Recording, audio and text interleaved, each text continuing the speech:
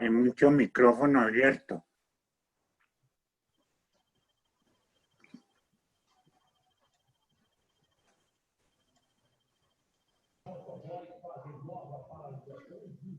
Y reiteramos, por favor, la invitación a que cierren los micrófonos, excepto el doctor Luis Horacio, que va a comenzar ahorita en pocos segundos la sesión.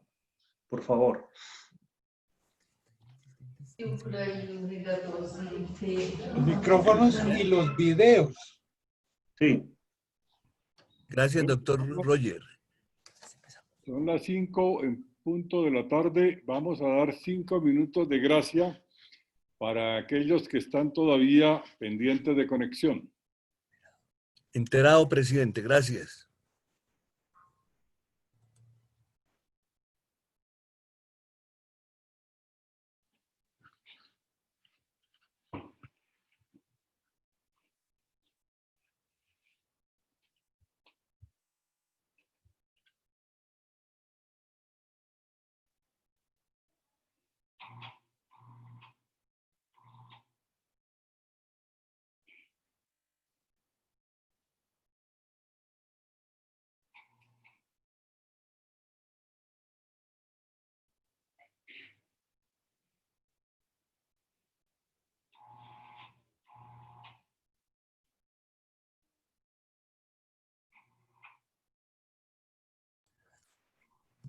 Bienvenido, académico Alexander Betancourt Mendieta, desde México. Gracias por estar con nosotros en esta sesión.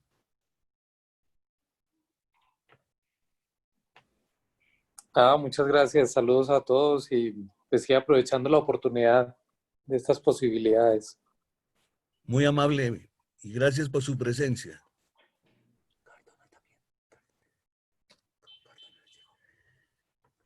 Capitán Mauricio Cardona, bienvenido, buena tarde. Doctor Luis Horacio, buenas tardes. Doctores, señores académicos, buenas tardes desde aquí, desde mi oficina de trabajo. Muchas gracias por la invitación. Estoy atento aquí a todas, a la sesión. Gracias. Gracias a usted.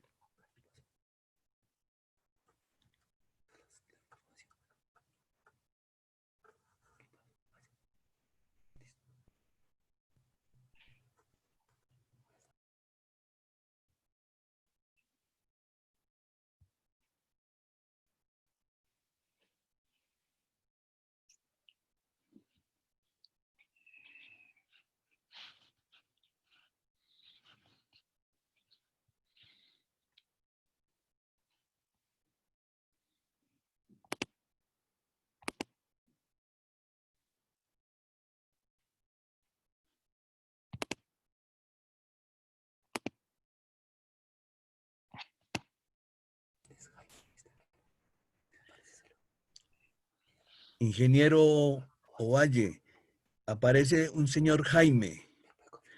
¿Puede identificarme, por favor?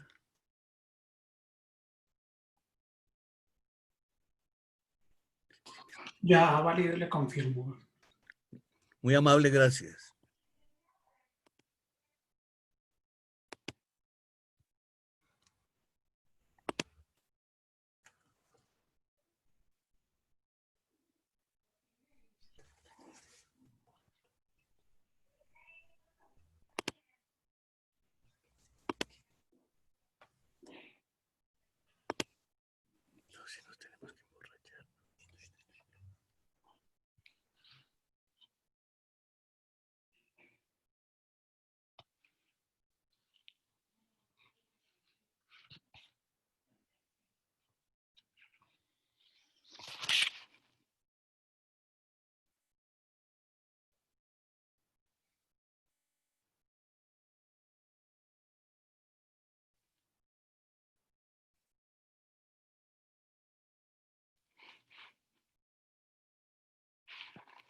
Me escribe el doctor Amílcar Acosta que si por favor le pueden mandar el link y la contraseña que no se ha podido comunicar.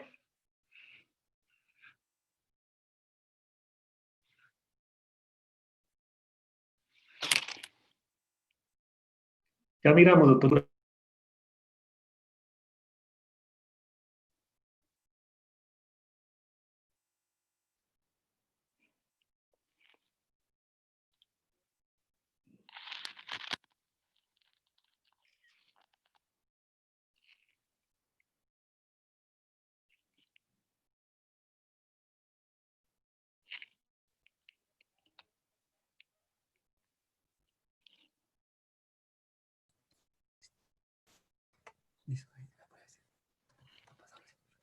Han pasado los 5 minutos, señor presidente. Tengo Bueno, 13, tengo 2 académicos honorarios, el doctor Gaviria y el doctor Ocampo López, 13 académicos de número y 10 correspondientes. Hay quórum, señor presidente, para sesionar y decidir. Bueno, entonces se declara abierta la sesión virtual de la Academia Colombiana de Historia. Señor secretario, sírvase leer el orden del día. Señores académicos presentes, esta es la sesión tercera ordinaria del 2020. Por confinamiento se hace virtual. Gracias a los señores académicos que están asistiendo. El programa es muy sencillo. Primero, saludo del secretario y verificación del quórum. Tenemos quórum para decidir y deliberar. El presidente abre con el saludo. Luego tenemos la conferencia del académico Alberto Navas Sierra. Después, el homenaje al académico honorario Eduardo Santos, fallecido el 2 de mayo, con votación nominal y luego un punto de varios. En consideración, el orden del día. ¿Lo aprueban los señores académicos? Aprobado. Aprobado. Aprobado. Supongo que si uno Aprobado. no protesta, lo aprueba. Ha sido aprobado. Gracias, señores académicos. Entonces, pasamos a las palabras de saludo del señor presidente. Bueno, un saludo muy especial para todos los académicos honorarios de número y correspondientes presentes en esta reunión virtual. En primer lugar, quiero decirles que esta es una reunión histórica.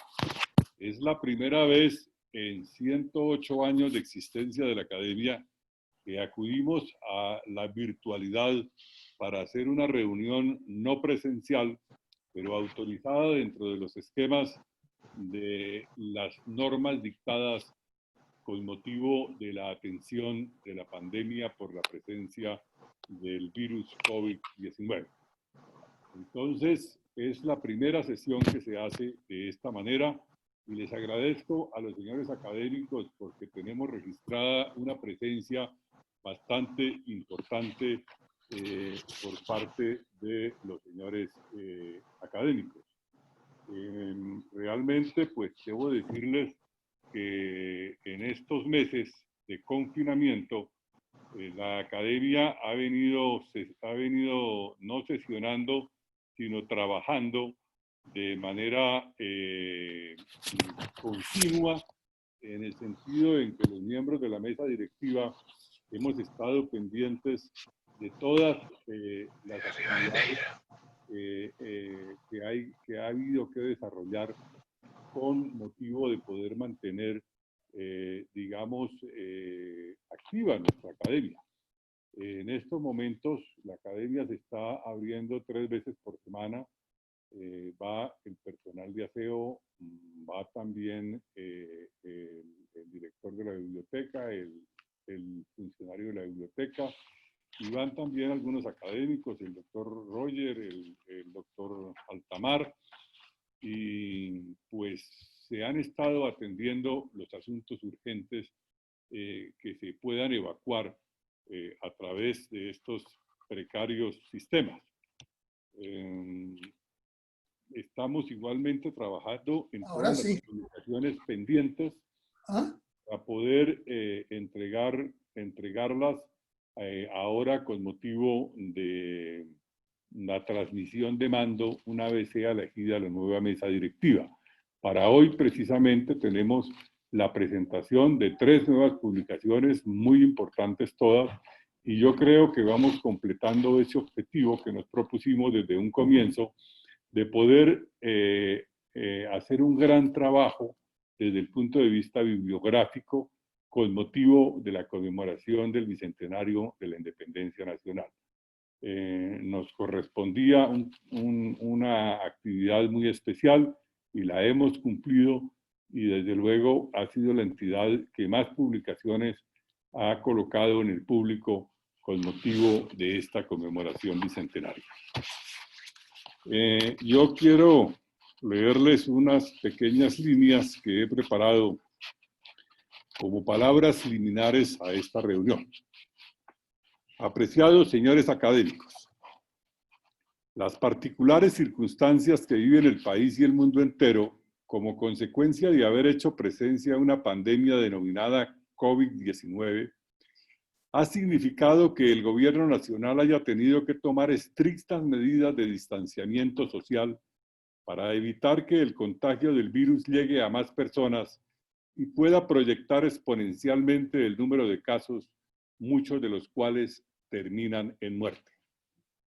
Estas circunstancias nos han obligado a hacer uso de las nuevas tecnologías, y así es que por primera vez en la historia de esta institución se realiza una sesión virtual con la presencia remota de muchos de sus miembros que han podido conectarse con sus computadores y con sus teléfonos celulares a la red para poder estar en capacidad de interactuar en esta reunión para nuestra institución totalmente atípica. Este devastador virus hizo su aparición en la ciudad de Wuhan, en la República de China, a comienzos del año, y en poco tiempo fue expandiéndose por varios países, entre otros Italia, España e Inglaterra, y de esta forma los viajeros portadores del virus, pero asintomáticos en las manifestaciones del mismo, se convirtieron sin saberlo en los replicadores y contaminadores, lo que hizo que pronto cruzara el Atlántico y llegara a nuestros puertos en toda América.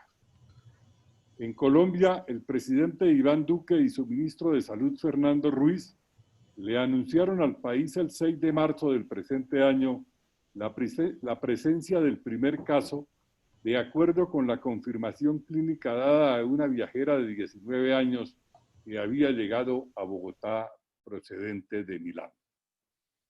A la fecha, el mundo contabiliza 13.113.181 contagiados, de los cuales 573.288 han perdido la vida.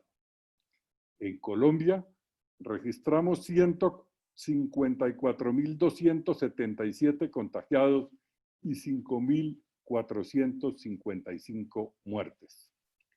El mundo está registrando 230.000 casos diarios nuevos, y las autoridades sanitarias manifiestan que hay rebrote de la epidemia en 30 países, lo que hizo provocar un llamado de urgencia del director de la Organización Mundial de la Salud, señor Tedros Adhanom, quien en medio del llamado exhortó a todos los países para redoblar esfuerzos en torno de la búsqueda de instrumentos de control para este doloroso escenario. Hoy, el pánico se ha apoderado de la mayoría de las ciudades colombianas, especialmente las grandes, pues la atención de los pacientes críticos requiere el uso de respiradores y su correspondiente reclusión en una unidad de cuidados intensivos, y nos encontramos con que nuestro sistema de salud, como casi todos en el mundo, no cuentan con la infraestructura e instrumentos que les permita atender debidamente a los infectados, lo que ha ocasionado muchas muertes que de pronto se hubieran podido evitar. No sabemos hasta cuándo tendremos que mantenernos en esta situación, pero mientras tanto las actividades cotidianas del país han cambiado sustancialmente, pues mientras algunos pueden adelantar trabajo desde sus hogares, otros sectores que implican la presencia de gentes de manera continua no han podido activarse, lo que ha producido hondas repercusiones en las actividades económicas hasta el punto de que el PIB estimado para este año en un 4% tendrá registros negativos por encima del 5%, estimativos que confirman indicadores como el expresado por el Departamento Nacional de Estadística, que informa que la tasa de desempleo en Colombia pasó de 10.5% a 21.4% en apenas 6 meses. En medio de este confinamiento, aplicado con mayores rigores a las personas mayores, hemos tenido que despedir desde la distancia a muchos amigos y parientes fallecidos por diferentes causas, en donde debemos resaltar muy especialmente la dolorosa partida del académico honorario Eduardo Santa, cuyas exequias se han cumplido en pleno aislamiento y en donde fue imposible poder acompañarlo, pues solo es permitido en este tipo de ceremonias la presencia de un par de allegados íntimos. En esta sesión virtual, señores académicos, he querido dejar constancia para la posteridad con esta dolorosa nota para que el recuerdo conmovedor de estos episodios tenga registro también en nuestros anales. Nos acompaña hoy el doctor Alberto Nava Sierra, miembro correspondiente de esta academia, quien disertará sobre el tema COVID-19, pandemia e historia digital, la historia del siglo XIX.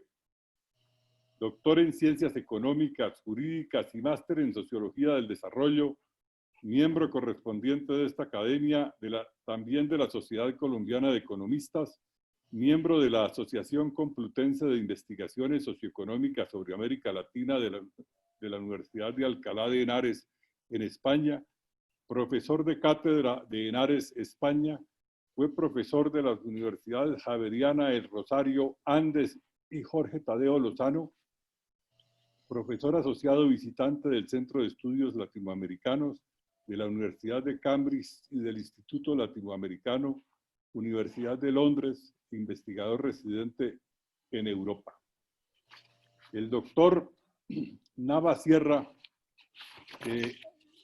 nos ha querido acompañar en esta primera sesión virtual con esa interesante conferencia que realmente agradecemos. Muchas gracias, señores académicos. Gracias, señor presidente. Se encuentran en este momento 14 miembros de número, 2 honorarios y 14 correspondientes. Bienvenido los académicos Víctor Uribe Urán en Estados Unidos, Jaime de Almeida en Brasil y la doctora Victoria Peralta y el doctor Carlos Rodado Noriega. Pasamos al siguiente punto. Conferencia COVID-19 de la pandemia. Saludos, señor secretario. Mande. Saludos, señor secretario, que no me ha saludado. No, lo saludé. Lo que pasa es que parece que hubo un problema de conexión con su teléfono. Bienvenido, doctor Segovia. Ya lo tenía registrado antes de las 5. Disculpe, por favor. Entonces, a continuación, la presentación de la conferencia de COVID-19 de la pandemia a la historia digital en el siglo XXI. Posteriormente tendremos un diálogo con el auditorio, 3 preguntas máximo y luego las respuestas del doctor Alberto Navas. Tiene la palabra entonces el doctor Alberto Navas Sierra. Bueno, muchas gracias y saludos a todos. En primer término, por fuera de los agradecimientos de rigor, quiero expresar mi reconocimiento a la Junta Directiva y a académico secretario por la deferencia que tuvieron de invitarme a ser el primer conferencista de estas sesiones virtuales.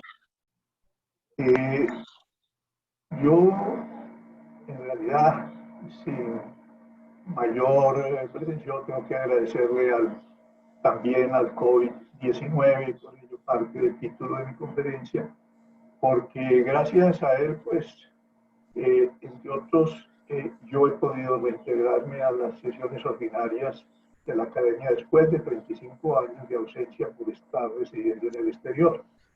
Y también, pues, reconocer que gracias al COVID-19, como lo dijo el señor presidente, se ha incentivado la utilización de estos medios digitales para realizar el trabajo institucional y, desde luego, también histórico, como es esta sesión y esta charla que voy a dirigir, como medio motivo de la virtualización a la que fatalmente ya estamos condenados casi todos los habitantes de este planeta.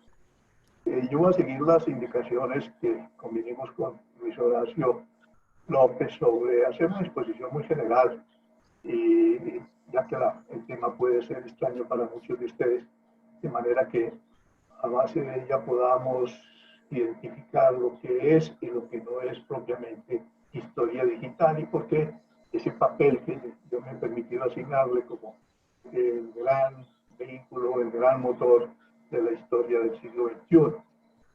Historia digital que muchos de ustedes habrán oído mencionar como la historia en bits, la historia informatizada, el programming history, la historia virtual y otros tantos nombres.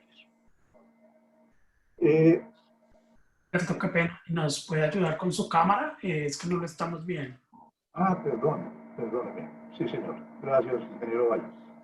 ¿Ahora sí? Perfecto, sí, señor. Muchas gracias. Bien, yo me voy a valer de dos escenarios en los cuales pretendo pintar una aproximación conceptual no definitiva que podría sintetizar lo que es realmente la historia digital.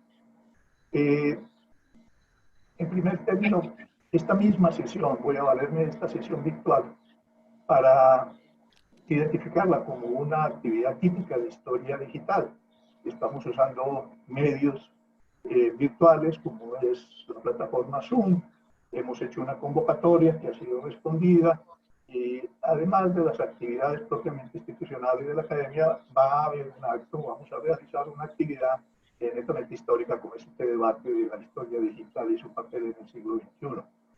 De ellas, pues, vamos a compartir algunos saberes, algunos elementos todos manejamos.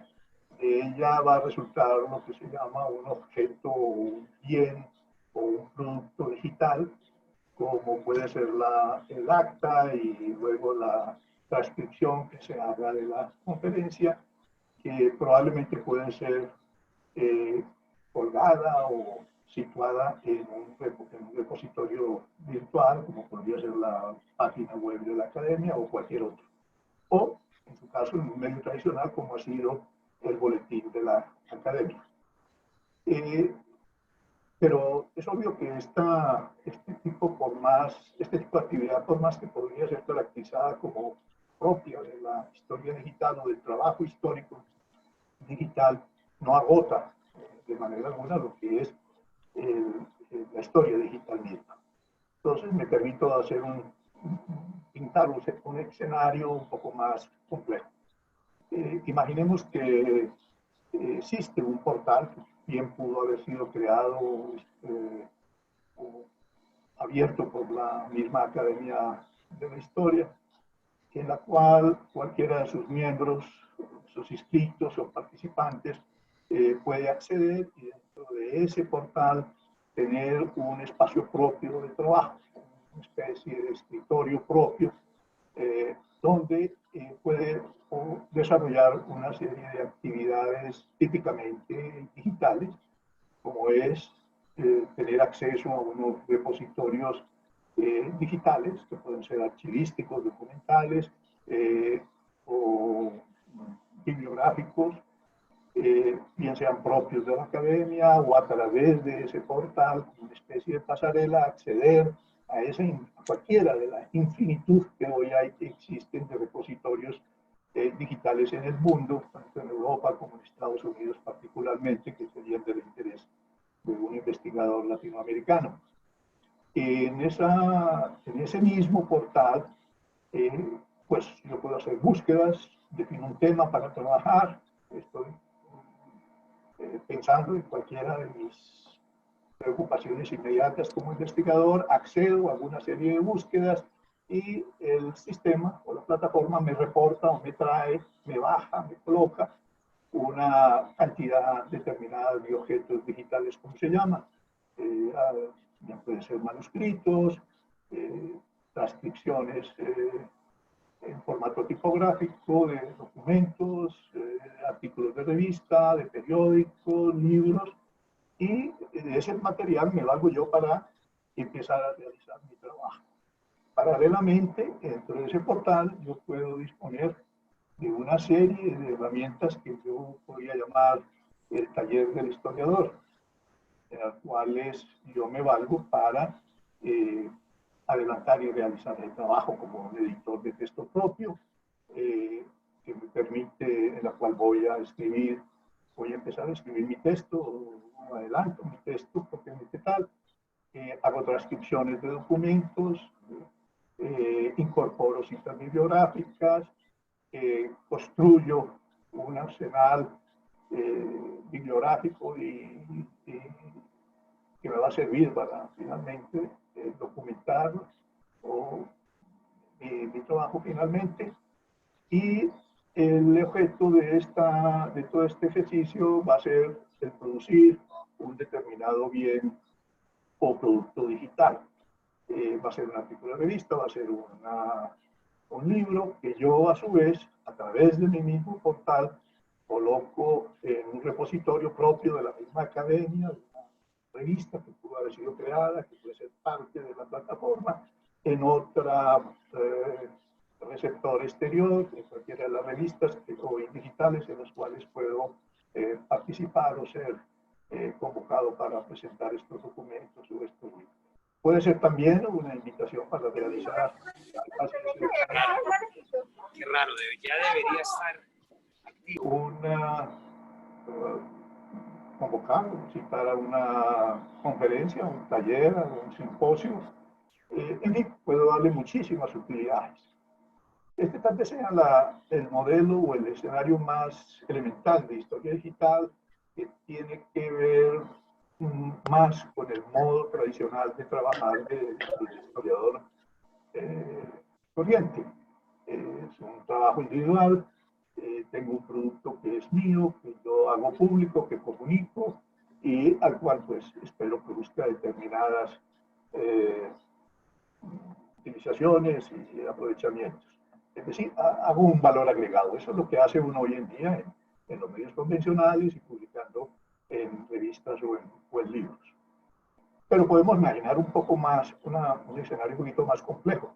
Y es que en ese mismo portal yo empiezo por, primero, va a ser un tema que he escogido, que he seleccionado, hacer una convocatoria para mis pares, a mis colegas del portal, de los que están inscritos, o si es portal abierto, a cualquier otro historiador o interesado en el mundo, y lo convoco a trabajar conjuntamente en un trabajo colaborativo que se llama hoy en día sobre ese determinado tema. Cada uno aporta unos saberes, aporta unos elementos propios, como puede ser su bibliografía, su base documental, y a base de una agenda, de una mecánica de trabajo, pues se van haciendo y se van desarrollando el producto final que se quiere tener, va a ser el valor agregado de ese trabajo colaborativo. Puede ser igualmente un artículo, un libro, o una convocatoria a un congreso, a un simposio, a un taller, y ese producto finalmente pues también va a ser colocado bien sea en una estantería de libros, si se trata de un libro, en una revista electrónica, al igual que en el caso anterior. Ahí hay propiamente un valor agregado, porque además de haberse hecho un trabajo colaborativo, que es la esencia hoy, las alianzas académicas e interdisciplinarias, que es la esencia del trabajo científico actual, pues se supone que va a tener, obviamente va a tener una mayor envergadura, va a ser un trabajo de mayor músculo, como algunos dicen, y es de esperarse que ese valor agregado obviamente se multiplique o se expanda de una manera mucho más interesante. Hasta ahí estaríamos en un modelo bastante avanzado de historia digital.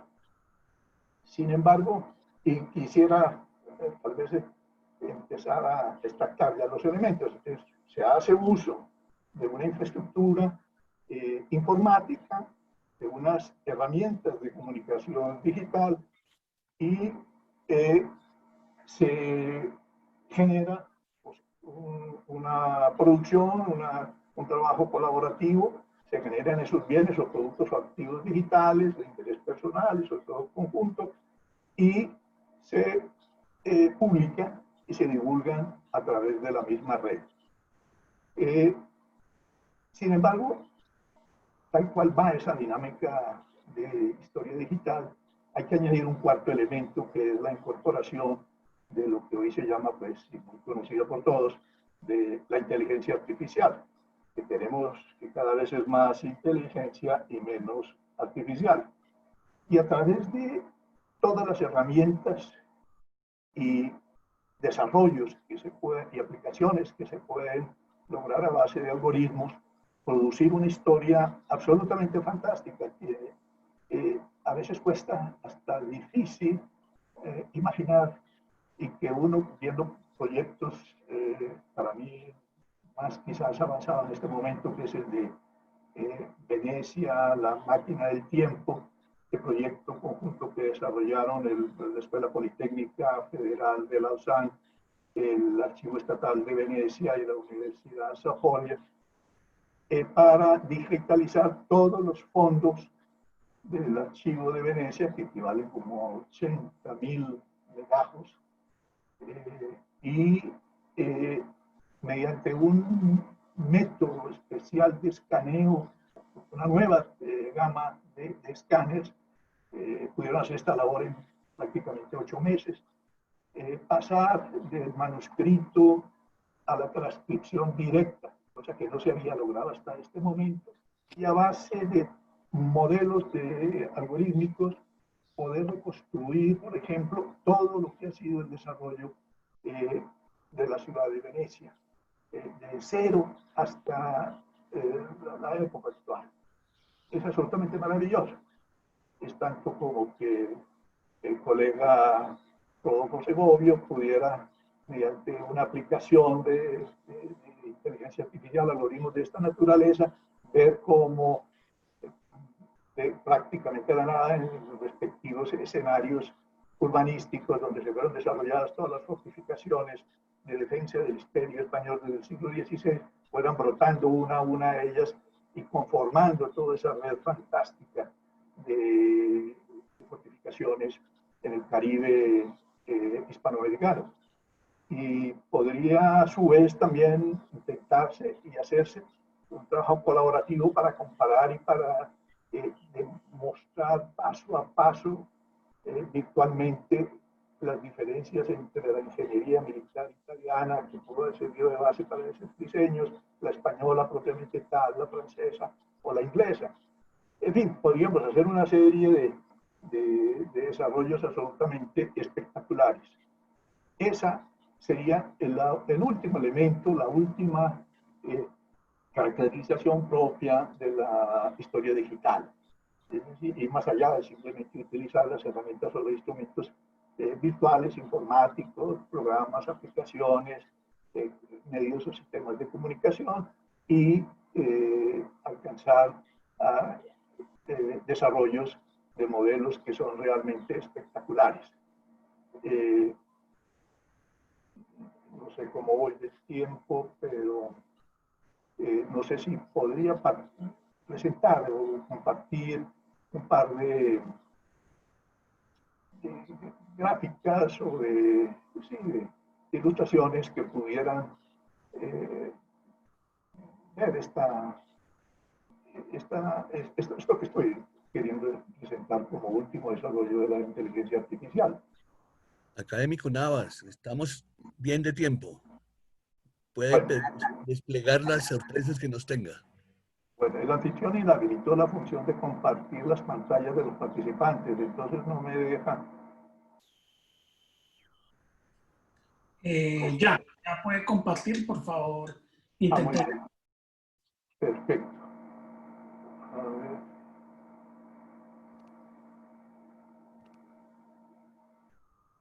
ver. Este podría ser, por ejemplo, un modelo, un esquema de inteligencia artificial en el cual, por ejemplo, podría uno tratar de, o quería uno diseñar, este es un modelo de tipo vectorial sobre el cual yo he trabajado últimamente, en el cual, por ejemplo, podría uno proponerse, yo trabajo en el periodo de la independencia hispanoamericana, en 4 ejes, hacer un análisis comparativo de los principales eventos de las 4 grandes revoluciones occidentales de finales del siglo XVIII y comienzos del XIX.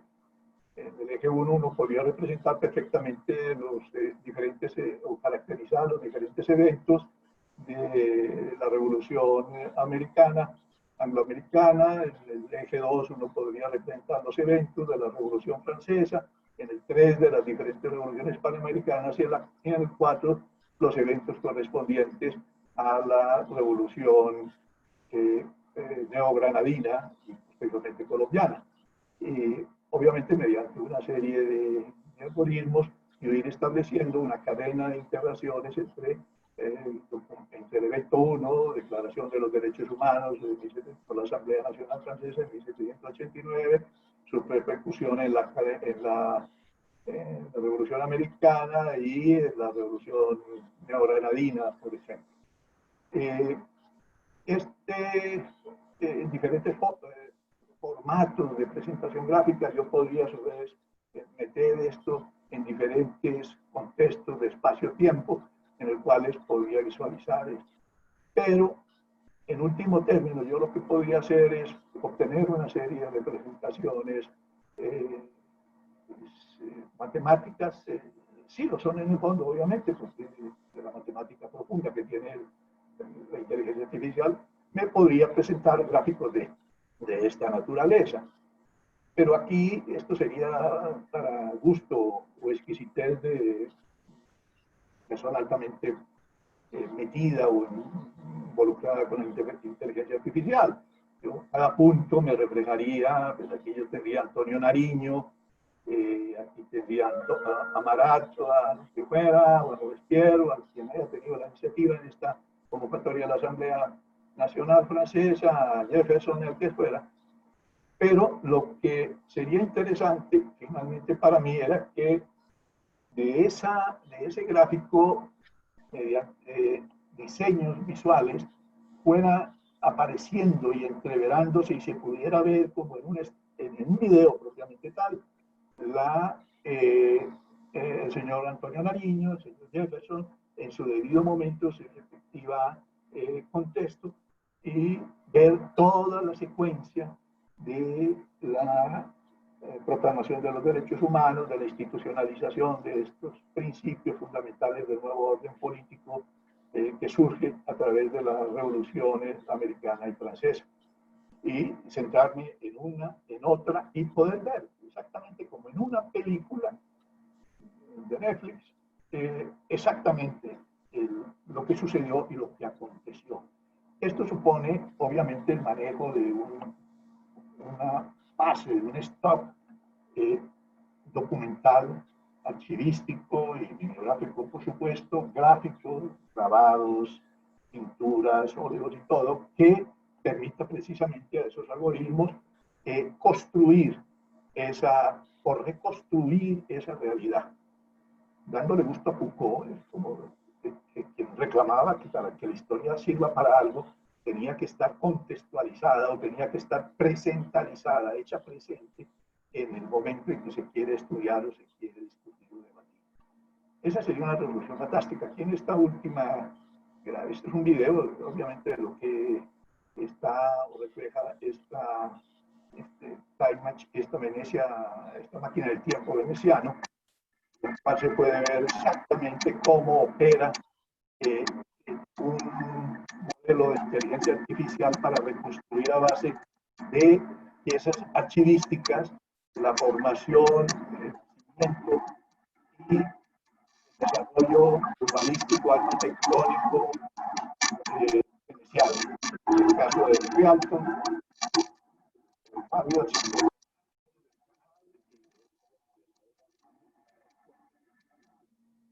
la alargo y no la presento más porque pues, se alargaría demasiado la presentación. Vaya. Bien, yo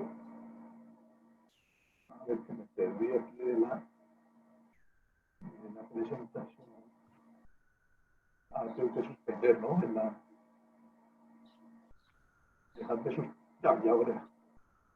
Bien, yo creo que en esta forma yo he hecho una presentación muy somera de una preconceptualización de lo que es o puede ser un trabajo propiamente tal, historia digital. Voy a añadir simplemente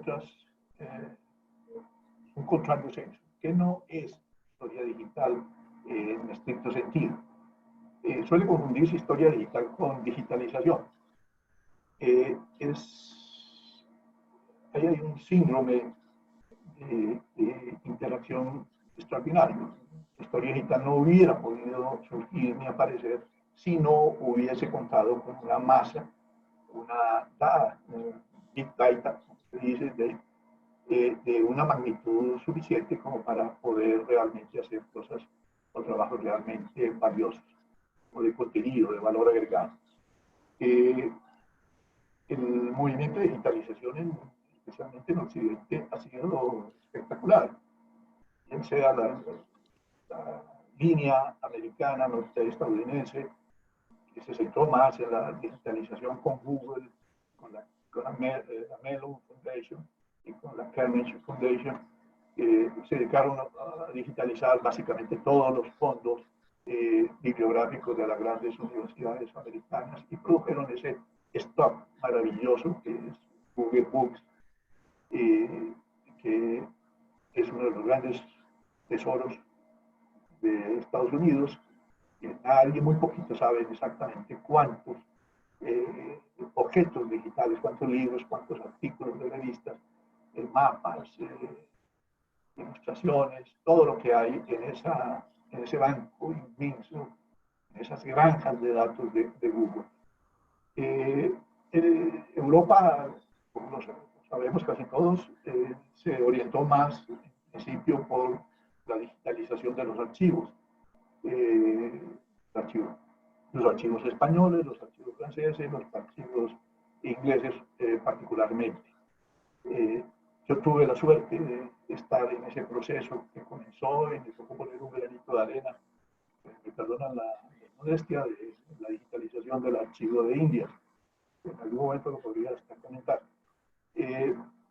Y más tarde siguió, obviamente, la digitalización de los fondos de las grandes bibliotecas, de la Biblioteca Nacional de España, de Francia, del British Library, y pues hoy hay un stock espectacular, ya no sabe uno exactamente quién no está digitalizado, ya no hay que preguntar quién tiene fondos digitales, cualquier biblioteca, cualquier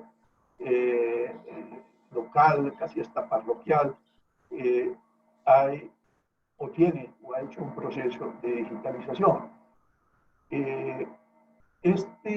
Sin embargo, estos fueron procesos paralelos, no fueron procesos sincrónicos, no obedeció a un estándar único, cada uno iba imponiendo su estándar, y se creó una especie de torre de Babel que en principio hizo que estos sistemas o estos grandes fondos no pudieran comunicarse entre sí. Eso se ha ido solucionando poco a poco. Pero de todas maneras, ya mediante inteligencia artificial también, es muy fácil poder acceder desde cualquier computador a esos repositorios. Muchos de nosotros hacemos ese ejercicio prácticamente diario y sorprendentemente pues estamos beneficiándonos de esa masa impresionante de hubo una iniciativa o varias iniciativas con motivo del bicentenario, del primer bicentenario, de hacer un gran proceso también de digitalización de los archivos históricos nacionales y de los grandes fondos bibliográficos del periodo de la independencia, de la preindependencia, independencia y primera mitad del siglo XIX de toda América Latina. Esos proyectos y esas iniciativas se quedaron prácticamente en el aire, no prosperaron. Con motivo del segundo bicentenario, se trató de resurgir estas iniciativas y tampoco se ha tenido ningún éxito en ello. América Latina en general, Colombia en particular, estamos todavía en la madrugada de la historia digital. Se han hecho igualmente procesos de digitalización valiosos a nivel de catálogo, de los repositorios de los archivos generales de la nación, de las bibliotecas nacionales, de bibliotecas especializadas. Colombia quizás es en toda América Latina que tenga un patrimonio digital más interesante y más valioso, pero falta un último empujón, una última tentativa para crear un portal, una plataforma de trabajo y de colaboración, de trabajo colaborativo, para explorar todas estas dinámicas de esa historia que no vamos a ver nosotros, la mayoría de nosotros no la vamos a ver. Van a ser nuestros hijos y nuestros nietos los que van a aprender la historia de una manera absolutamente fantástica, casi de juego, de diversión. Los profesores van a tener una tarea mucho más simple y vamos a poder recuperar ese valor que perdió la historia como guía de cada una de las naciones, de los países, y que pues tanta falta hace y que, hombre, que expone finalmente a que los interesados en la historia sean cada vez a lo mejor menos de los que podrían estar o ser. Bueno, pues yo quizás no quiero usar más ya de mi tiempo. Estoy a la disposición de ustedes para más bien contrastar o compartir algunos de estos temas que yo he planteado.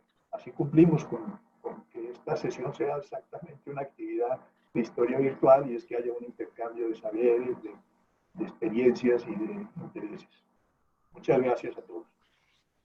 Bueno, señor académico Alberto Navas Sierra, ha sido muy grato escucharlo y este panorama de pasado, presente y futuro dentro del mundo cibernético. Vamos entonces con el moderador, el ingeniero Ovalle, a establecer la dinámica para que se formulen 3 preguntas y usted pueda al final hacer los comentarios pertinentes. Yo, pues, en primer lugar, quiero agradecer al doctor Alberto Navas por su muy interesante conferencia. Yo creo que nos ha dado unas ilustraciones muy interesantes sobre esta temática. Y precisamente al ofrecer el uso de la palabra a los señores académicos, yo creo que lo pueden hacer por el chat, por el chat de la ventana del Zoom, ir haciendo las preguntas de tal manera que el doctor Alberto Navas las pueda ir seleccionando para responderlas. Entonces, me parece que sería la forma más fácil para poder, digamos, seleccionar las preguntas más interesantes respecto al tema. El señor Ignacio Gómez está levantando la mano. Creeríamos que para que no tenga que digitar la pregunta, le podríamos dar turno de una vez. Vale, con la venia del señor presidente. Tiene la palabra el académico Ignacio Gómez. Gracias, señor presidente. Mi pregunta tendría que ver con el equipo que hace este tipo de trabajos, la interdisciplinariedad del equipo para hacer este tipo de trabajos. ¿Qué porcentaje de historiadores tiene eso? ¿Qué otro tipo de profesionales hay que involucrar en el trabajo? Y una pregunta importante, ¿cuánto cuesta hacerlo? Mil gracias, sí, académico Gómez. Le agradezco su pregunta porque obvié el tema, se me pasó. Bien, sí, diseñar un portal de estos es una obra realmente densa. Requiere un equipo interdisciplinario muy completo. Pero antes de ello, mire, aquí hay, según la experiencia que yo he podido constatar en los diferentes procesos digitales, históricos digitales, aquí se corren dos riesgos. Obviamente que se trata de historia, entonces la iniciativa tendríamos que tenerlos, bueno, el equipo, el componente principal deberían ser historiadores, obviamente, con una idea muy clara de qué es lo que quieren y desean tener como portal. El riesgo peor que puede ser es entregarle esto a los queridos ingenieros informáticos, el doctor Ovalle no se me vaya a fastidiar, creo que él es ingeniero informático, o a estos hombrecitos de la inteligencia artificial, que son todos jóvenes, los llamo hombrecitos muy cariñosamente, son todos jóvenes, estos boleadores de código, como se les denomina hoy en día, que son los que hacen todas estas cosas absolutamente maravillosas, que uno les da una idea y en 3, 4, 5 días le tienen una propuesta realmente que excede muchísimo lo que uno incluso tuvo en idea original. Pero hay que tenerlos disciplinados. Yo hice una presentación ahí muy ligera de lo que fue esta máquina del tiempo veneciana. Ese proyecto acaba de estar suspendido. Y fue precisamente por ese tipo de problema. El equipo, el Politécnico de Lausanne, que fue el que hizo el desarrollo informático, hay un genio allí que es este señor Marcos Kaplan. Ellos hicieron un desarrollo que es un misterio, eso hasta ahora no ha sido prácticamente conocido, tanto en el escáner de tercera dimensión, es un escáner sumamente sofisticado, no es estos escáneres planos que se han usado para digitalizar todos los acervos que hoy existen, es un escáner sumamente sofisticado que permite hacer el reconocimiento de manuscrito y hacer búsquedas textuales sin hacer transcripción del documento. Es una cosa fantástica. Sin embargo, no observaron las reglas de referenciación archivística que están o que imperan a través, o que ha impuesto, o que existe consenso internacional a través del Consejo Mundial de Archivos. Y el Archivo Estatal de Venecia, después de que vio la obra y vio los desarrollos que tenía, dijo, pero este es un acervo prácticamente inútil, porque esto no lo pueden sino acceder y manejar realmente personas de inteligencia artificial.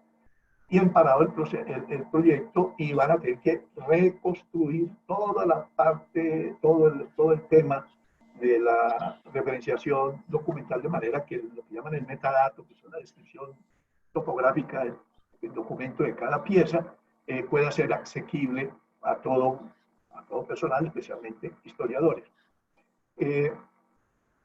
Fuera de estos hombres de informáticos, hay un equipo de diseñadores también bastante especial. Colombia tiene muy buenos equipos, afortunadamente. Este es un país tal vez pionero también, o tiene la mejor base en talento joven de inteligencia artificial y de diseño aplicado a proyectos de este tipo. Básicamente ese es el equipo. ¿Cuánto cuesta? Es costoso. Es costoso porque quizás el desarrollo, hay que hacer primero un piloto que se llama, que es el desarrollo de la plataforma de prueba, en que se va a probar el diseño y la operación misma de la plataforma. Después, obviamente, montar y abrir la plataforma a los destinatarios para el cual está.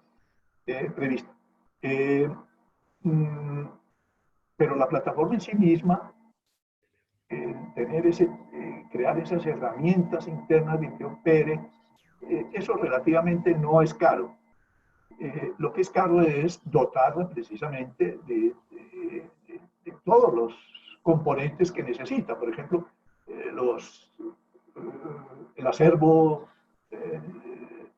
documental, el acervo bibliográfico, los accesos, las pasarelas para ingresar a otros acervos digitales del mundo. Eso cuesta.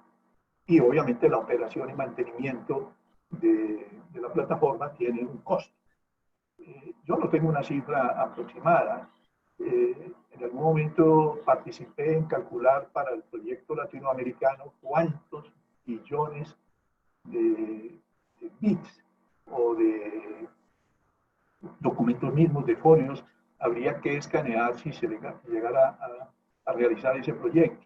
En el caso colombiano no recuerdo la cifra, con Mauricio Tovar alguna vez en el AEGN hicimos un cálculo aproximado de los fondos de Colonia y República y alguno otro, y eso daba una buena cantidad, lo mismo de lo de la Biblioteca Nacional y lo que va a tener la Biblioteca del Banco República y otros fondos. Pero eso es lo que cuesta realmente, eso es lo que cuesta. No sé si con eso respondo sus inquietudes, académico Gómez. Bueno, muchas gracias, doctor Alberto. ¿Alguna otra pregunta?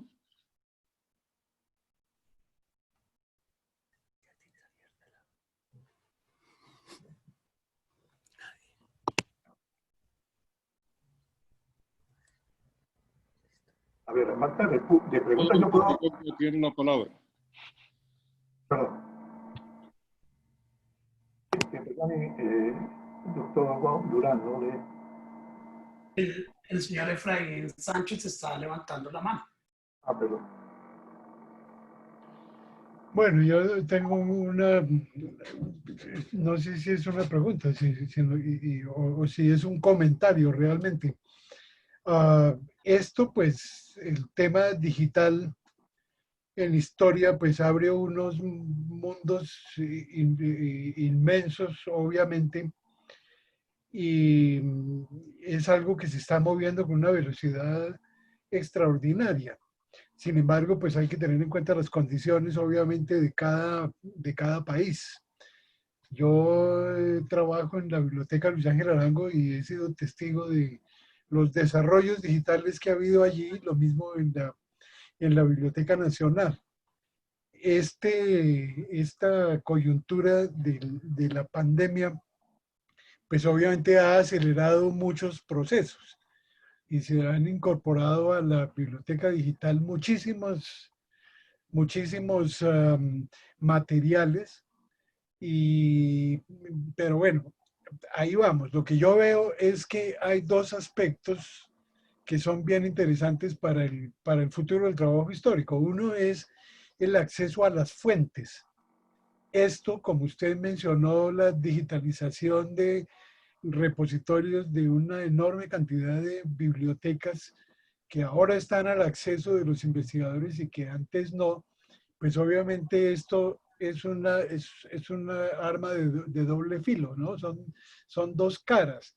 Ahora tenemos una inmensa cantidad de materiales y lo que tiene que hacer el historiador es realmente seleccionar qué es lo que va a mirar, porque podría quedarse toda la vida simplemente mirando, ¿no? No solamente por los repositorios, sino que ahora pues tenemos las bases de datos digitales donde se puede tener acceso a una enorme cantidad de estudios, análisis o libros, etc. El otro aspecto, aparte de las fuentes, es el del análisis histórico. O sea,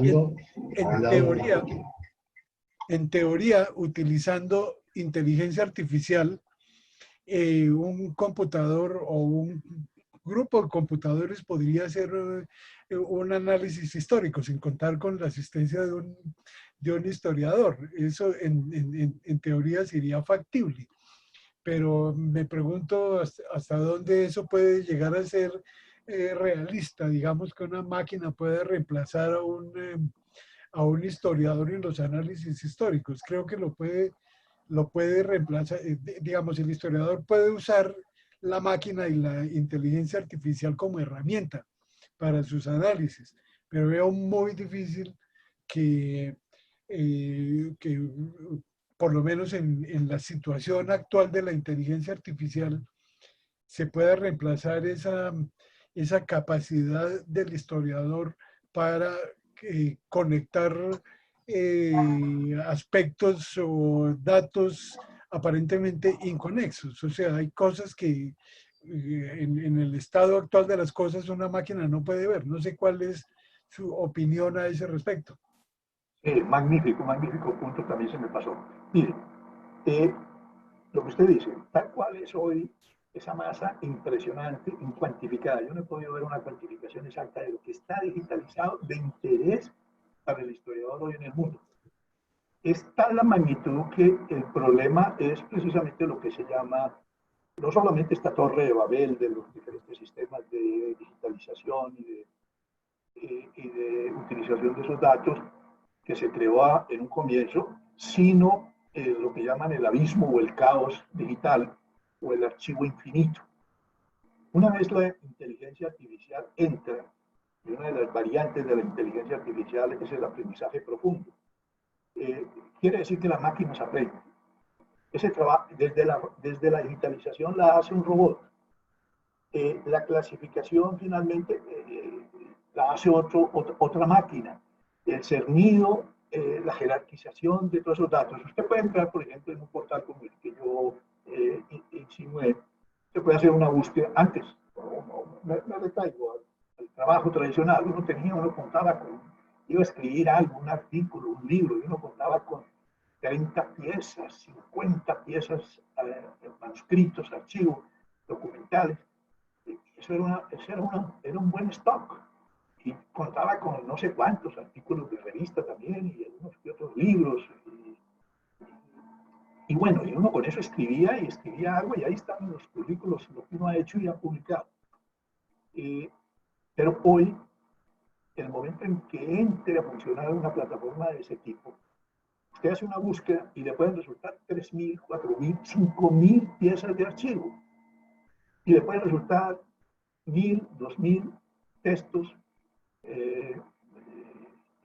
bibliográficos, artículos y libros, digámoslo, allí solamente para sacar grabados, mapas, otros objetos digitales. Uno se anonada completamente, uno alucina, si yo qué hago con toda esta masa. Esa plataforma tiene que tener precisamente, y ahí es donde entra la inteligencia artificial, una serie de opciones, de aplicaciones que hacen rápidamente una jerarquización y que usted puede hacer una serie de filtrados de manera que pueda ir dosificando al nivel o al ritmo con el que usted o su equipo puede trabajar, ¿no? Ya no me digo que tenga que hacer transcripción de manuscritos, eso es otro trabajo y eso complica un poco más todavía, como siempre lo complicó, o alargó el trabajo histórico. Pero mire, el desafío realmente que hay, y por eso presenté una cosa futurista, alucinante, de esa historia que van a ver seguramente nuestros nietos o bisnietos, y es que una vez entra el robot, una vez entra el algoritmo, eso es absolutamente imparable. Esas máquinas empiezan a aprender, aprender y aprender. Y lo que usted hizo y desarrolló ahora, ver las fortificaciones, todas las fortificaciones españolas en el Caribe, verlas en una aplicación que por magia surgen y aparecen, usted hace todas las combinaciones y vuelve y le da. Pero a partir de ahí, el algoritmo sigue trabajando, el robot sigue trabajando. Se dice, ¿y a dónde va a caber toda esa información? Mire, estamos a puertas de la informática cuántica. Ya están desarrollados los primeros prototipos de informador cuántico. Y ya la información no se va a almacenar en bits, sino en qubits. Si antes 0 y 1 ahora es 0, 0, 0, 0, 0, cada unidad de información. O sea que eso no va a ser absolutamente problema, y por el contrario va a ser un desafío todavía mayor a estos jóvenes boleadores de código para deleitarse con esa con esas masas de archivísticas y bibliográficas, que es para el caso de los historiadores. Por cierto que tenemos colombianos, el modelo ese de desarrollo del primer prototipo cuántico entre la NASA y Google. Hay dos colombianos que han participado, dos físicos colombianos egresados de la Universidad del Valle, que finalmente lograron posicionarse en ese equipo y han desarrollado un papel muy importante. O sea que hay una informática que no vamos seguramente a ver, y una historia, por supuesto, de los que se atrevan a hacer este tipo de historia que no vamos a ver. Tal vez usted también tenga una preocupación que es más de tipo epistemológico, incluso ontológico. Ya hay obviamente una corriente crítica que se pregunta, ¿y esta historia digital, esta historia de bits o de qubits, qué es lo que es? Esto es un renacimiento de un positivismo histórico mucho más agudo y mucho más estrangulador o desafiante de lo que fue el primer positivismo histórico, o es una respuesta a esa doctrina, a esa postura ideológica moderna, histórica de la segunda mitad del siglo pasado, en que el valor de la historia era absolutamente circunstancial, de que el positivismo había querido demostrar que reconstruir un pasado que nunca se puede reconstruir en la debida proporción, y que por lo tanto toda historia oficial o oficialista es una historia limitada, y que por tanto yo puedo, a partir del evento, que es lo único que importa, del evento histórico, yo puedo hacer mi propia interpretación y mi propia historia. O sea, es que para un mismo evento, para una misma cadena de sucesos históricos, pueden haber cuántas historias hay, cuántos historiadores quieren desarrollar. Y ahí la historia digital, ¿qué es lo que va a hacer? Pues es que antes hacíamos historia con 30, 40, 50 documentos. Se generó eso que se llamó el síndrome de la repetición, yo llamo el síndrome del recalentado, que teníamos la oportunidad de ir a un archivo, ver un set de documentos, escribir algo, y el historiador que no tuvo la oportunidad de ir y sentarse y brillar bien allí en ese mismo archivo y contrastar y confrontar mi interpretación de ese documento, mi uso de ese documento, pues tenía que resignarse a repetir y a repetir lo que yo más o menos había escrito dicho, y eso por 5, 10, hasta un siglo. En fin, yo quiero tomar su inquietud en este sentido. Es que o lo hacemos o no lo van a hacer, eso es imparable. Yo soy un fatalista en ese sentido. Eso ya empezó. Cuando eso empieza, el proceso es irreversible. Entonces, quizás la postura más pragmática es entrar al proceso y poder manejar lo que podamos manejar. Porque nos van a escribir una historia, si no entramos a esa historia, nos van a escribir una historia, o nos van a presentar una historia que quizás no es la historia que nosotros quisiéramos o pudiéramos escribir.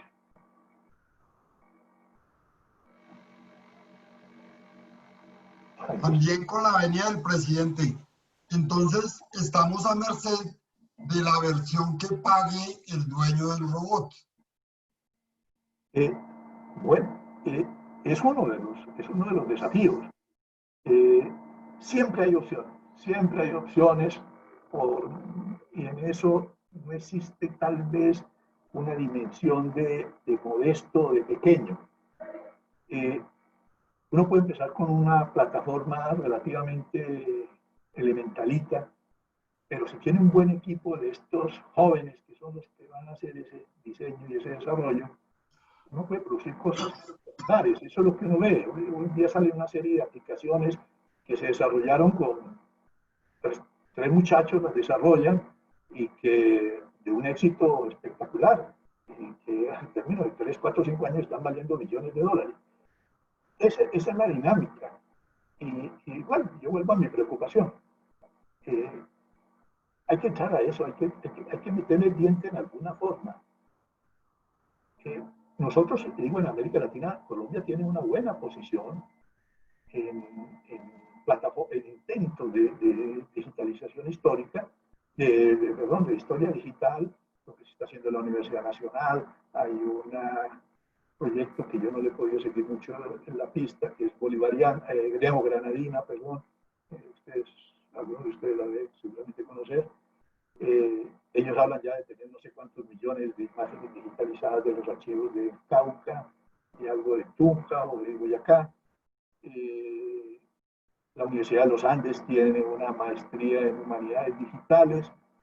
Y la cosa que yo quiero, el tema que yo quiero dejar planteado es que nos estamos quedando en esa primera etapa de la digitalización. Admirables los fondos de la labor de la Biblioteca Luis Ángel Arango es fantástica. Y lo que han podido hacer con recursos de la Universidad Nacional, la Biblioteca Nacional es también extraordinaria. Y es pionero en América Latina. En fin, son obviamente visiones un poco particulares mías, pero ese es mi sentimiento de que hay que entrarle a eso.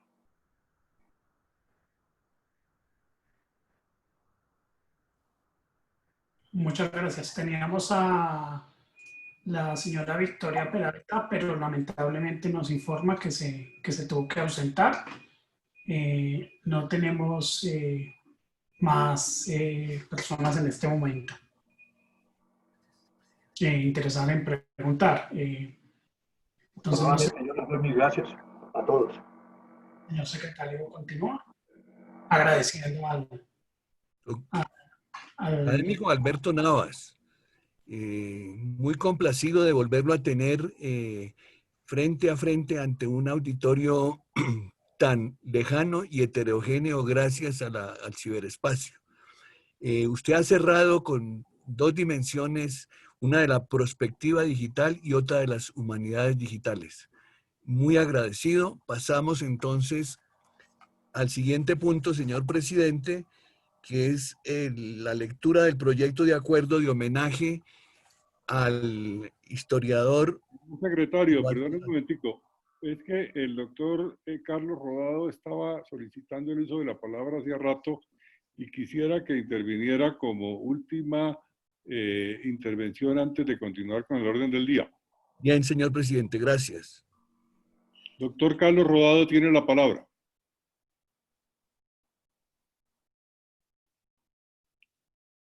Está sin audio. No se oye.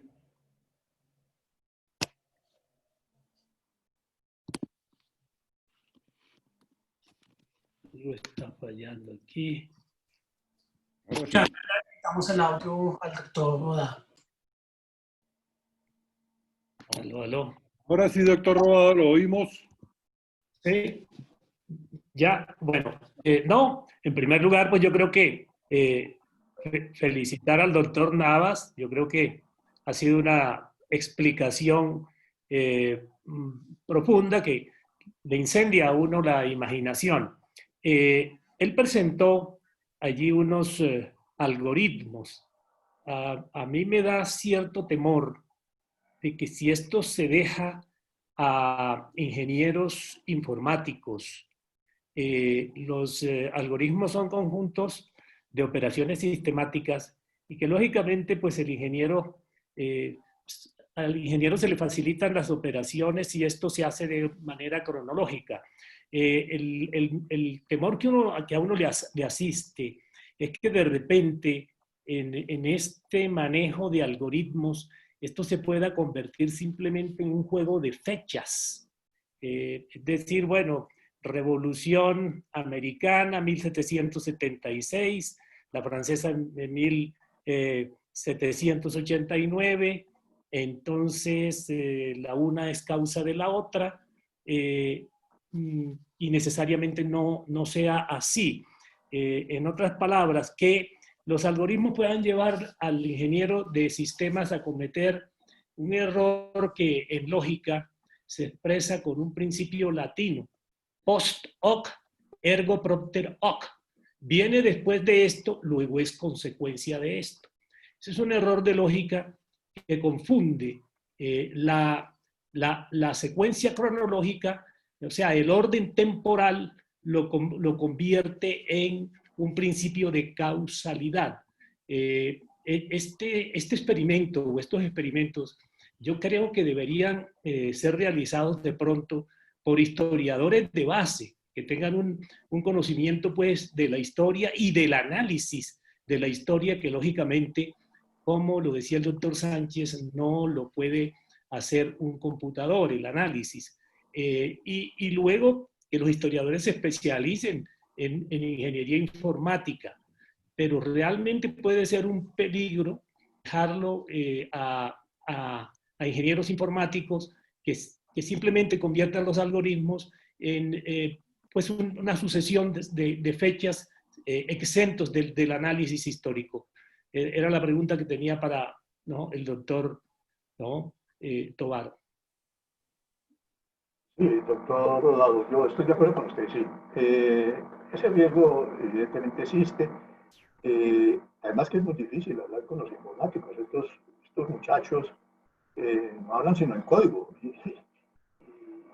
Pero bueno, es un problema de autoridad básicamente en el diseño de un proyecto. Siempre en cualquier tipo de proyecto de este tipo tiene que tener un jefe, que obviamente participa en el diseño del proyecto y que va imponiendo la marcha de ese proyecto y de esas aplicaciones. Obviamente la inteligencia artificial sí tiene ese riesgo. Usted puede utilizarla específicamente un algoritmo de eso para hacer un contraste o un estudio paralelo sincrónico de fechas, y ahí usted simplemente ahí tendría dos opciones. El modelo, usted puede diseñar ese modelo, ese algoritmo puede diseñarlo para que simplemente le dé relaciones. Este evento sucede aquí y este otro sucede acá.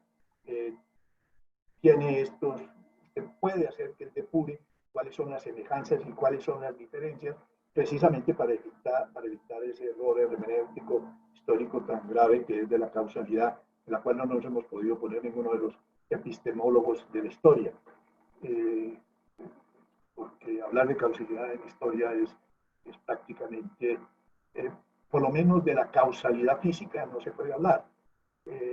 Hay otro tipo de lógica, que aquí no vamos obviamente a discutir ahora, pero hay otro tipo de lógica que es la que obviamente rige las relaciones entre fenómenos sociales y estrictamente fenómenos históricos.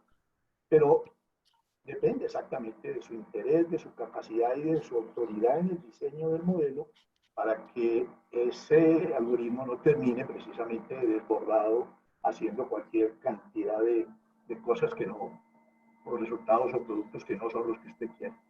Pero es que el modelo aprende, esa es la fantasía alucinante de la inteligencia artificial, es que los errores que usted pueda detectar y imponerle que autocorrija, el modelo se autocorrige, ¿no? Y no me cabe duda, obviamente, ni podemos sospechar qué historia es la que se va a hacer y escribir en el 2100.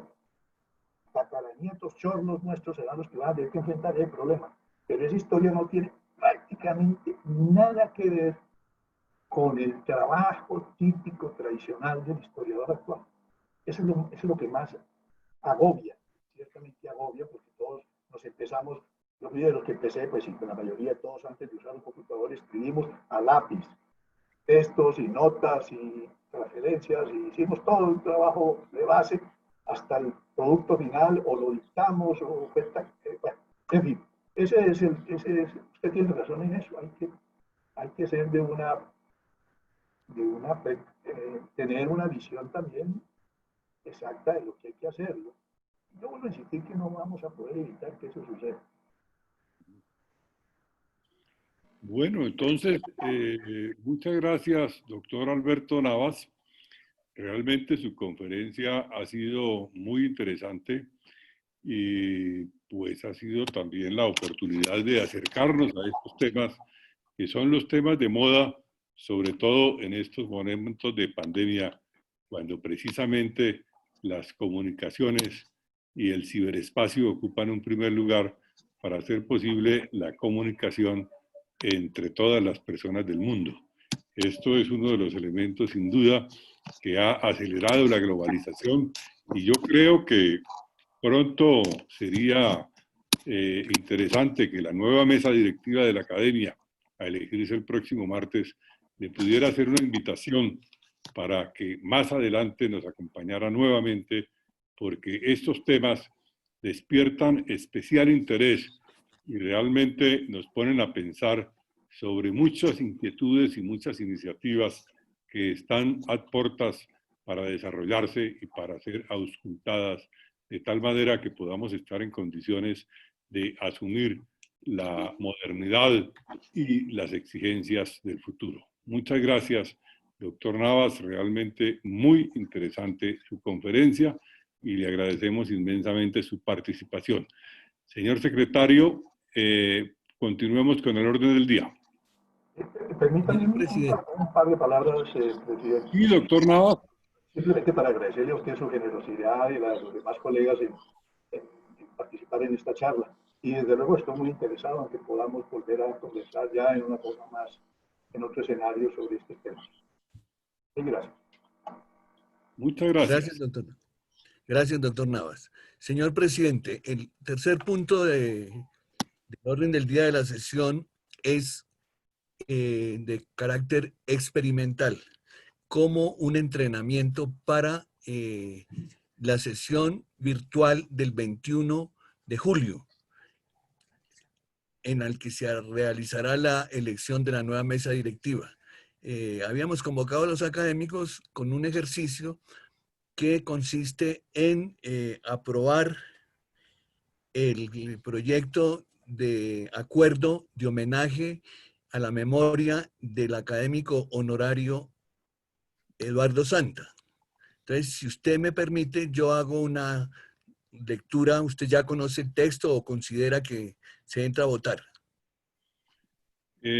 Pues yo creo que como el texto fue circularizado entre los académicos, no, solamente debemos leerlo para proceder a votarlo. Bien. Ingeniero Navas, ingeniero Ovalle. Ahí entonces, en la pantalla pueden apreciar el proyecto de acuerdo número 1 de 2020. Señor presidente, entonces, mientras corre el texto, me voy a permitir hacer yo una lectura rápida del mismo. Este es un texto por el cual se rinde homenaje a la memoria de un académico honorario de la corporación. Dice así: acuerdo número 1 de 2020 por el cual se rinde homenaje a la memoria de un académico honorario de la corporación.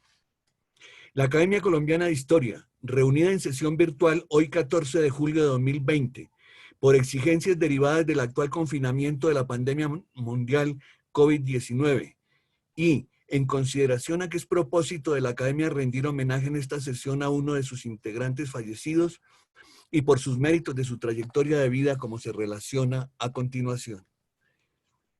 El académico Eduardo Santa había nacido en Líbano, Tolima, el 2 de enero de 1927 y murió en la ciudad de Bogotá, Distrito Capital, el pasado 2 de mayo del año en curso. B. El 17 de agosto de 2019 concurrió a la sede de la Academia Colombiana de Historia para su posesión como académico honorario, la más alta categoría de sus integrantes, a la que había sido elegido el 31 de octubre de 2016. El jurista, historiador, periodista y promotor del país, ingresó a la academia en 1963 y fue ascendido para ocupar la silla número 34 como académico de número en 1973.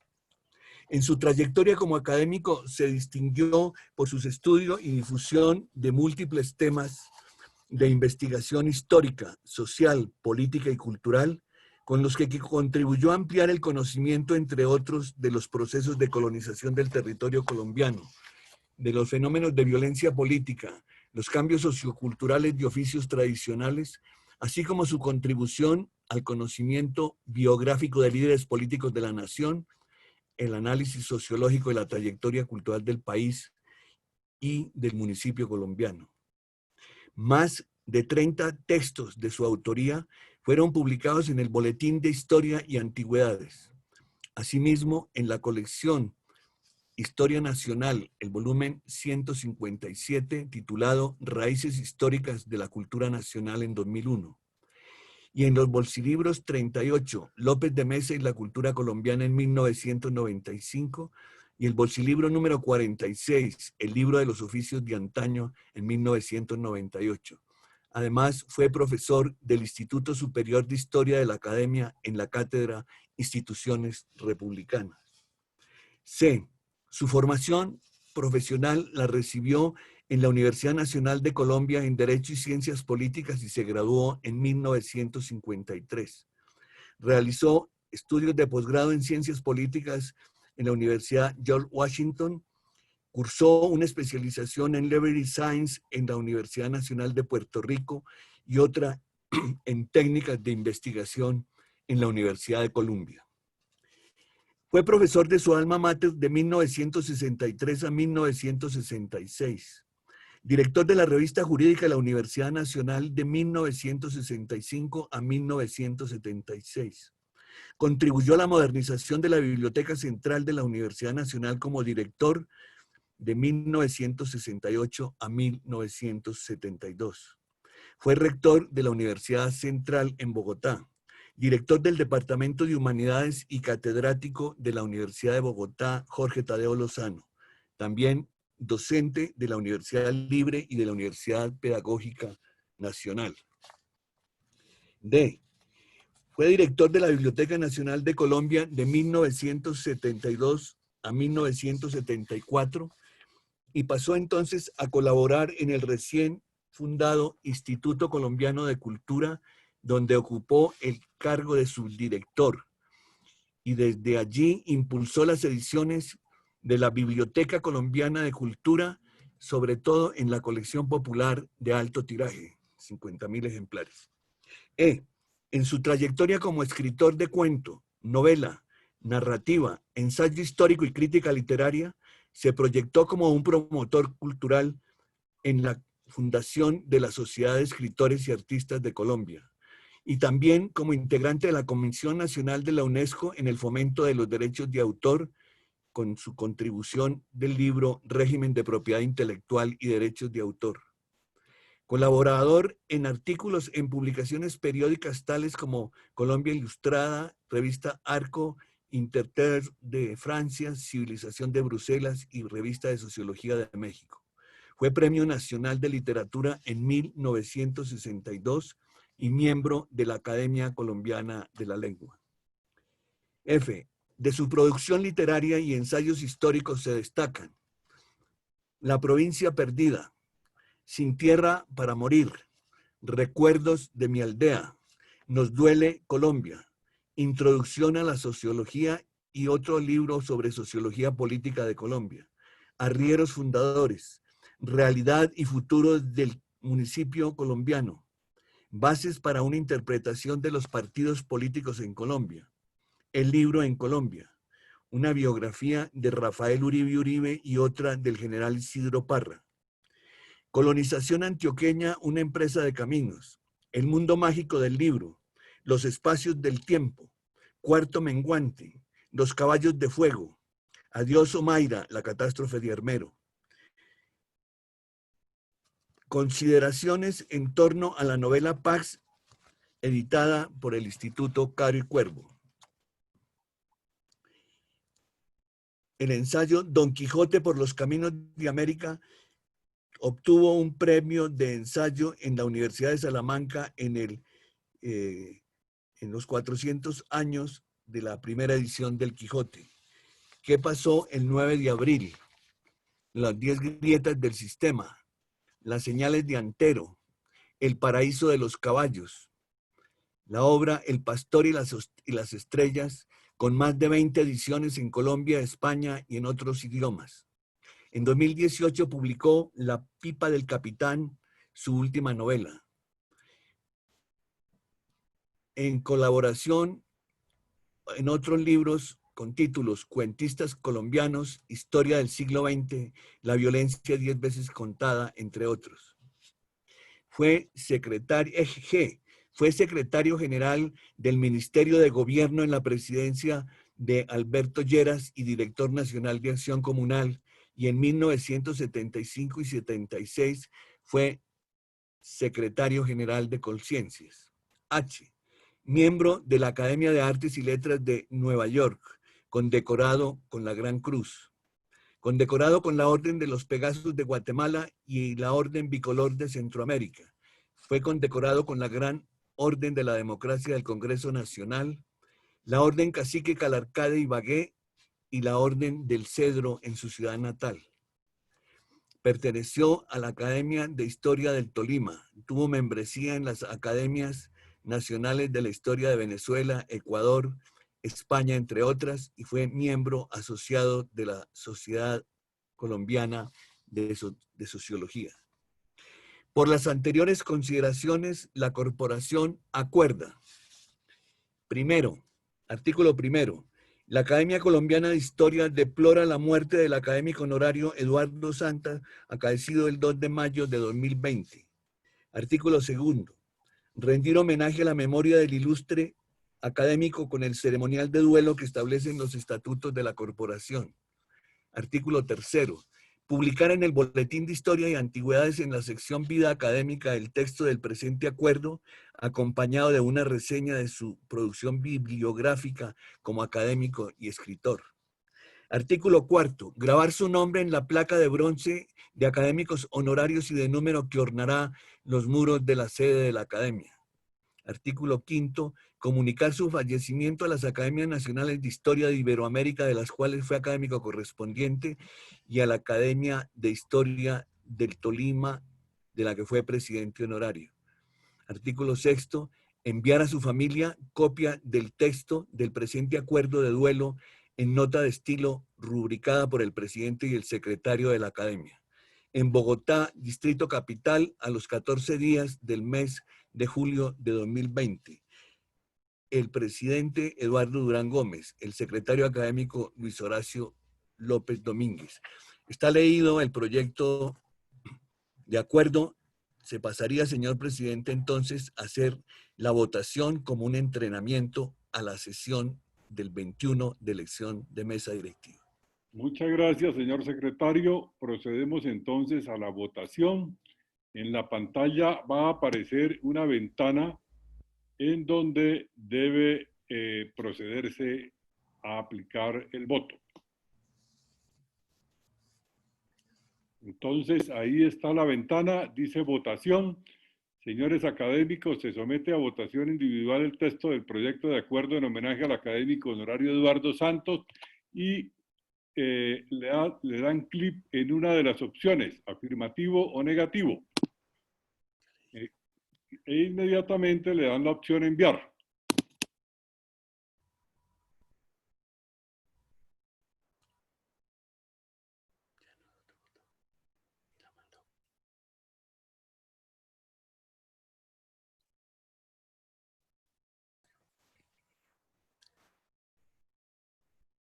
Entonces, afirmativo, le dan clic y al final enviar.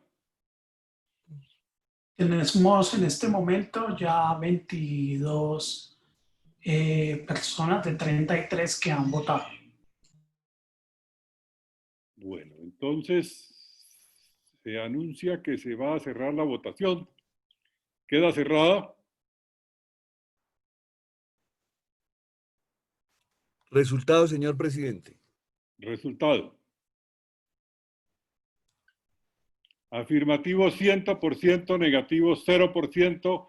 Ha sido aprobada. ¿Por cuántos académicos? ¿Por cuántos académicos? El total de los académicos presentes en la ventana aparecen 34 de los 40 que había inicialmente.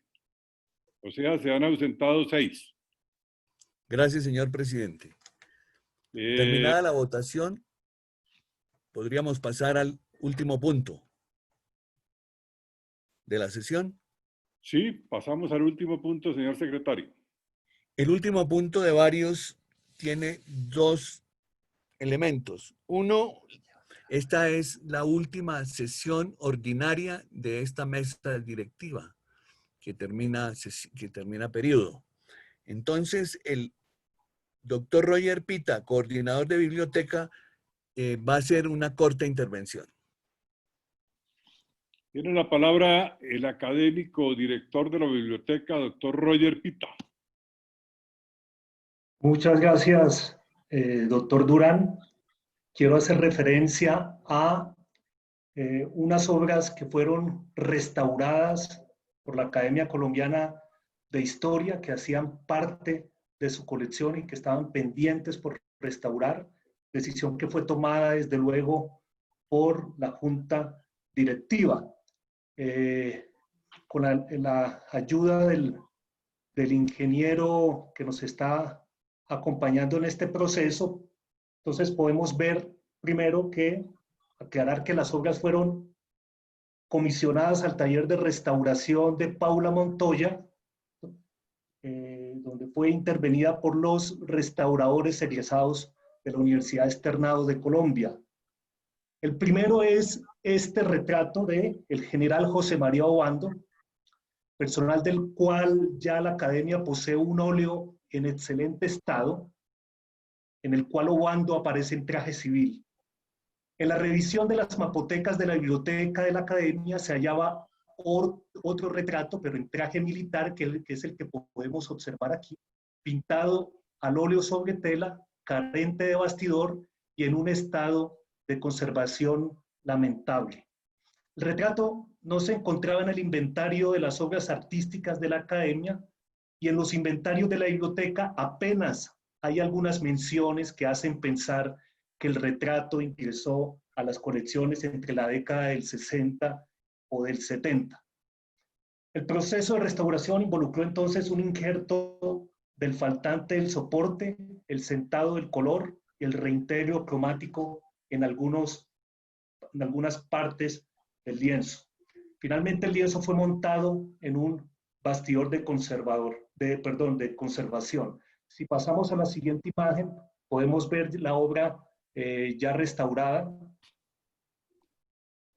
Y además de esta obra de José María Obando, de la cual podemos encontrar muchas más representaciones pictóricas en el Museo Nacional y en otras partes, se hizo la restauración de una obra gráfica que incluyó la restauración de 2 piezas.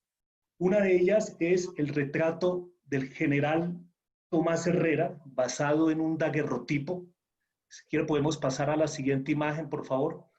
Esta es entonces la imagen antes de la restauración. Como ustedes saben, este general nació en Panamá, se vinculó en su temprana edad a las guerras de independencia y tuvo una participación, una figuración muy activa en la primera mitad del siglo XIX. Entonces, este grabado presentaba varios añadidos debido a algunas partes faltantes o rasgaduras que en algún momento se intentaron reparar. Si quiere podemos mirar, por favor, cómo quedó ya restaurada la obra. Finalmente, la otra pieza es la versión del Acta de Independencia. Podemos pasar, por favor, a la siguiente imagen. Es el Acta de Independencia en la edición de 1910 de Víctor Sterling. Es preciso aclarar que dentro de las colecciones de la Academia ya se contaba con una copia del siglo XIX que seguramente ustedes han podido admirar en la sala de presidentes de la Academia Colombiana de Historia. Igualmente vale hacer la precisión que también contamos con un óleo del general Obando, pero en traje de civil dentro de la colección que ya contábamos en la Academia Colombiana. Entonces, esta obra presentaba también algunos faltantes, se devolvió su formato original mediante injertos de papel japonés que posteriormente fueron coloreados en el proceso de reintegro del color. Aquí estoy citando algunos apartes del informe final que fue presentado por la restauradora. Las obras, al finalizar su restauración, fueron enmarcadas utilizando materiales de conservación para garantizar su estabilidad. Finalmente queda como reto para la próxima junta la restauración del Simón Bolívar en gran formato de Silverio Cuéllar, que ustedes seguramente habrán podido observar en la sala de consultas de la Biblioteca Eduardo Santos de la Academia, que presenta algún deterioro, pero esta ya será una apuesta, un reto para la próxima Junta Directiva de la Academia. Muchas gracias, señor presidente. Muchas gracias, académico director de la biblioteca. Muy importante las anotaciones que ha hecho respecto de este programa de restauración de obras, y la verdad pues estuvimos haciendo gestiones para tratar de recuperar esa obra del Simón Bolívar de la sala de lectura de la biblioteca, que es uno de las obras sobre Bolívar más importantes que hay en el país. Como se trata de un cuadro de gran tamaño, pues esa restauración requiere una inversión un poco alta, y se alcanzaron a hacer algunas gestiones con Seguros Bolívar, pero no ha sido posible todavía conseguir los recursos que requiere abordar una obra de restauración como la que requiere ese cuadro. Continuamos, señor secretario. Gracias, señor presidente. Pasamos entonces, como usted lo había anunciado, a hacer la presentación de nuevos títulos de la colección que se inició en el 2018, Bicentenario de la Independencia Nacional. Le agradezco al ingeniero Ovalle que por favor vaya presentando las carátulas de los libros. Al fin logramos terminar los 2 tomos de sermones patrióticos en el comienzo de la República de Colombia de 1819 a 1820. Son 2 títulos con 199 sermones. Esta obra tuvo una gran intervención de un latinista para poder hacer la traducción y la revisión de las traducciones de los predicadores, y una serie de observaciones y unos largos textos que tiene de introducción. Este es el primer tomo, hubo que publicarlo primero, el tomo 2, y este segundo ya está terminado. Entonces, ahora me permito hacer referencia a los curas guerrilleros patriotas y curas realistas. Este es el volumen 7 de la colección.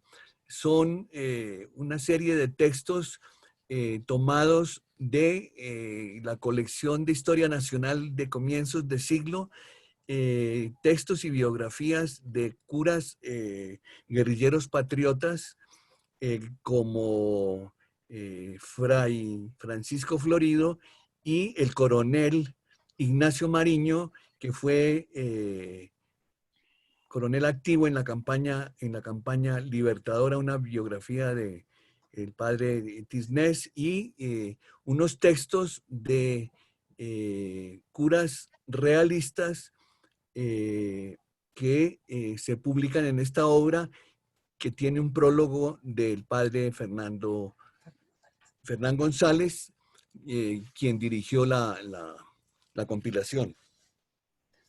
El tercero, ingeniero, el tercero es una edición en homenaje de la Academia Colombiana de Historia al profesor David Bushnell, con ocasión de sus 10 años de fallecido en el 2010.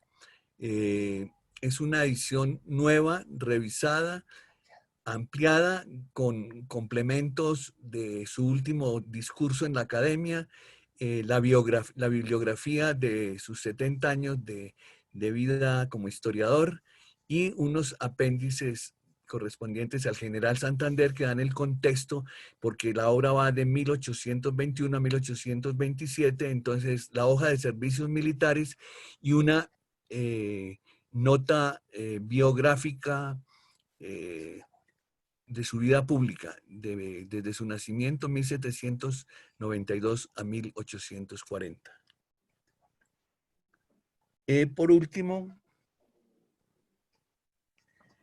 esta es una obra de filatelia, tiempo, historia y filatelia. Son 15 textos, algunos publicados en el Boletín de Historia de Antigüedades, otros forman parte de los libros que editó en forma conmemorativa de la primera emisión de sellos colombianos en 1859, el Ministerio de Tecnologías de la Información, algunos segmentos, especialmente un glosario del catálogo colombiano de sellos postales 1959-2009, publicado por el Banco de la República, algunos textos de la revista credencial Historia. Y creo que no le hice nada, ahí entró. Mande. Ahí está, mire. Y por último, tenemos la carátula del Boletín de Historia y Antigüedades número 866. Este es un boletín completamente atípico.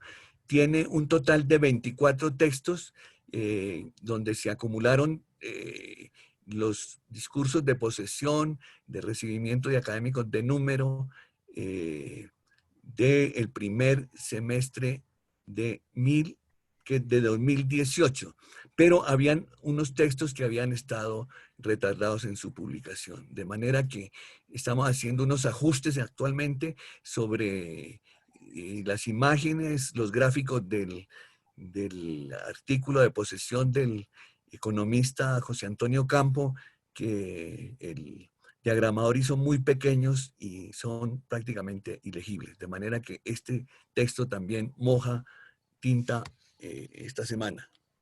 Y por último, pues están en proceso de edición también una coedición de la Academia Colombiana de Historia con la Academia Nacional de Historia del Ecuador, que se titula Formación de una Nación, de la Audiencia de Quito a la República del Ecuador, 1722-1830. Esta es una monografía ampliamente documentada. El autor es el académico de la Academia Colombiana, Jorge Núñez Sánchez, y quien fue expresidente de la Academia Nacional de la Historia del Ecuador. Esta edición es una cofinanciación entre la Academia del Ecuador y la Academia Colombiana de Historia. En proceso editorial se encuentran, en este momento, avanzados en su diseño, de Boyacá, Cúcuta, 1819-1821, Memoria Administrativa. Esta es la aplicación de los excedentes del 2019. Campaña del Sur, Bomboná y Pichincha, que es una cesión de derechos que hizo el académico de número general José Roberto Ibáñez. Las nuevas miradas a la campaña libertadora de 1819, que tiene un texto inicial del general Ibáñez, varios textos de académicos de Boyacá y la participación de el Ejército Nacional de Colombia y de dos colombianistas españoles, Cuño y Marchena. El otro texto, el 8, se llama, ese es el Nuevas Miradas a la Campaña Libertadora. Por último, el epistolario femenino Nueva Granada, Venezuela, 1800, Venezuela y de los dos países, 1810-1830. Es un conjunto de cartas que se llama Vida Cotidiana, Familiar y Afectiva en la Independencia. Es una obra de la doctora Victoria Peralta en Colombia, con un equipo de investigación, y en Venezuela, la académica Inés Quintero. Y por último, la biografía del general de división José María Córdoba. Este es un volumen que autorizó el hijo del general Álvaro Valencia Tovar. Este es entonces el proceso. Por último, señor presidente, quería hacer mención a que por confinamiento en los templos de Bogotá, el homenaje a los mártires el domingo 19 de julio en el Panteón Nacional de la Veracruz está cancelado. Y por último, señor presidente, para cerrar, quiero hacerle a los señores académicos la invitación, la convocatoria para el próximo martes 21 a partir de las 5 de la tarde con el espacio, como se hizo hoy, de iniciar el registro a las 4:30 para las elecciones de la mesa directiva. Estaremos cursando un instructivo para los señores académicos. En este momento están registrados 5 académicos honorarios y 31 académicos de número que están habilitados para votar ese día 21 de julio. Es todo, señor presidente. Acotado el orden del Doctor día. Luis Horacio, perdón un segundo, doctor Luis Horacio. Hace falta un título y es uno que está a mi cargo en un proceso de investigación que estoy adelantando sobre el general Antonio Obando, recogiendo su autobiografía que salió publicada en una primera edición en el Boletín de Historia de Antigüedades, Así y en un es. intento por recoger todo el epistolario de este general de la República, de manera que también próximamente estará viendo la luz esta obra. Sí, yo me limité a plantear solamente lo que ya está en diagramación y lo que ya está impreso, señor presidente. Agotado el Una orden del día. precisión, doctor Luis Horacio. Sí, Una precisión. gusto en saludarlo. Qué pena con usted, pero lo saludé a las 5 menos 10. Me da mucho gusto. Creo que hay que hacer una precisión porque quizá quede una confusión que para la elección de la nueva mesa directiva solamente los académicos de número pueden votar. Es cierto, de número y honorarios. No tenemos honorarios y de número. Eso es cierto.